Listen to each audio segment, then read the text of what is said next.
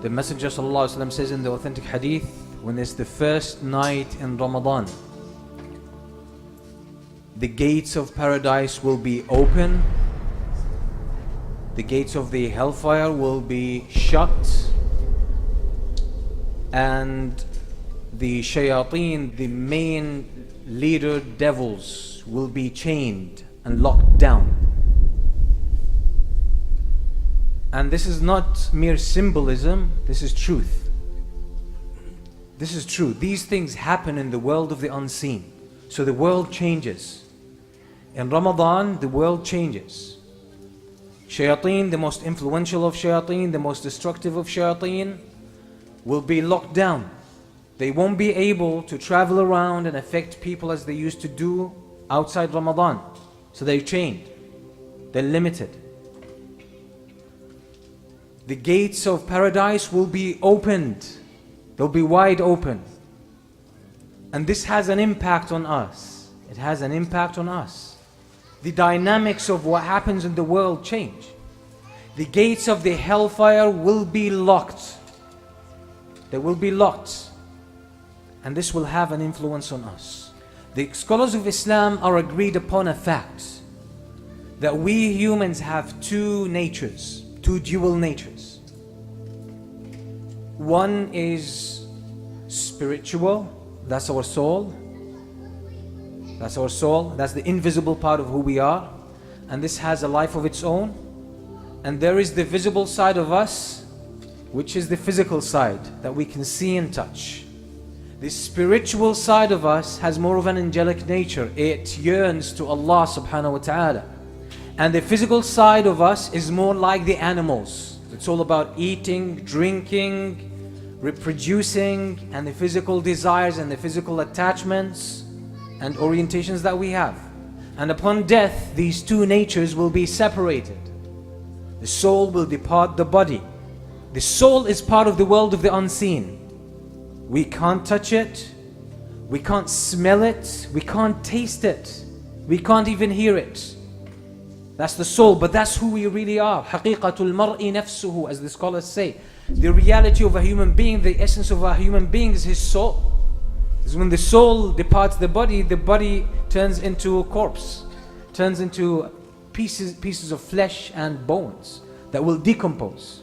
It has no life of its own. So the spiritual nature of us is part of the unseen. It feels things that happen in the world of the unseen. So when the gates of paradise are open, this impacts our spiritual nature. This impacts our spiritual nature. When the gates of the hellfire are locked, this impacts our spiritual nature. Some part of us feels that. The Prophet ﷺ says in the authentic hadith, which is in a Sahih, ما جلس قوم في بيت من بيوت الله يتلون كتاب الله ويتدارسونه بينهم إلا نزلت عليهم السكينة وحفتهم الملائكة وذكرهم الله في من عنده. Any group of people who gather together in a masjid, in one of the houses of Allah, they recite the book of Allah, the words of Allah, and they study it. Except that serenity, peace and tranquility will descend upon them. And the angels will rub shoulders with them. Angels will be among them, around them, rubbing shoulders with them.